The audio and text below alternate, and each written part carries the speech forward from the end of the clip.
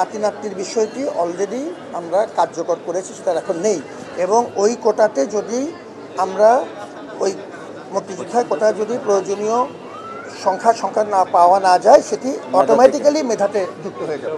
অতএব কোনো অংশ বাদ থাকবে না। আর নাতি-নাতনি অংশটুকু বাদ দেওয়া হয়েছে। আমি দুটো ব্যাপার পরিষ্কার করতে চাই। আমরা আগামী 28 তারিখ মঙ্গলবারে আমাদের এই গত 5 মাসের কর্মকাণ্ড নিয়ে আমরা সাংবাদিকদের সাথে আলাদা করে বসবো। এইসব অনেক বিষয় নিয়ে কথা হবে। আমি জাস্ট এই প্রশ্নটির খুব সংক্ষেপে উত্তর দিচ্ছি।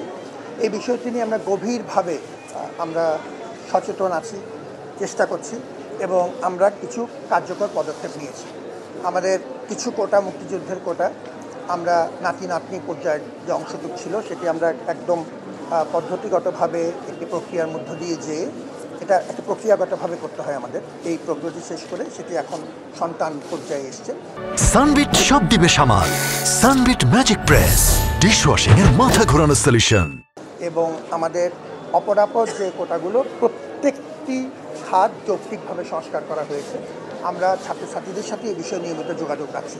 আমাদের ক্ষেত্রে এই ব্যাপারটি আমরা অংশীজনদেরকে নিয়ে সবসময় এটা রিভিউ করতে চাই। আমরা এর মধ্যে যে বৈষম্যের যদি বিষয় থাকে সেটি সবার সাথে আলাপ করে ঠিকও করতে চাই। সে তার উদ্যোগ হিসাবে আমরা ইতিমধ্যেই 3টি পদক্ষেপ নিয়েছি এবং আপনারা যদি ডিটেইল জানতে চান সেগুলি সবই কাগজপত্রে আমাদের কাছে আছে। আরেকটি বিষয় নিয়ে আমাদের অলরেডি আমাদের উচ্চ আদালতে একটি মামলা চলছে আরেকটি কোটার একটি অংশ নিয়ে। সেটা আসলে কোটা নয়, সেটি আমাদের একটি বিশেষ কর্মচারীদের সুবিধার অংশ হিসেবে একটা অংশ আছে, সেটি নিয়েও মামলা চলছে। আর এর বাইরে অপরাপর প্রত্যেকটি কোটা আমরা সংস্কার অলরেডি করেছি।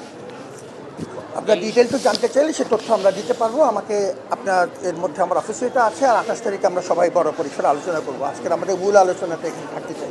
এবং আমি মূলত এসেছি আপনাদেরকে কথা বলতে যে আমরা আপনাদের সবার প্রতি ধন্যবাদ রাখবো সেটাই বলার জন্য। বিশেষ করে অভিভাবকরা আমাদেরকে যে সবসময় যে সহযোগিতা করেছেন, আমাদের নানা সীমাবদ্ধতার মধ্যেও তারা যে সবসময় আমাদের পাশে দাঁড়িয়েছেন, আমরা সেজন্য কৃতজ্ঞতা প্রকাশ করি। নাতি-নাতনির বিষয়টি অলরেডি আমরা কার্যকর করেছি, সেটা এখন নেই।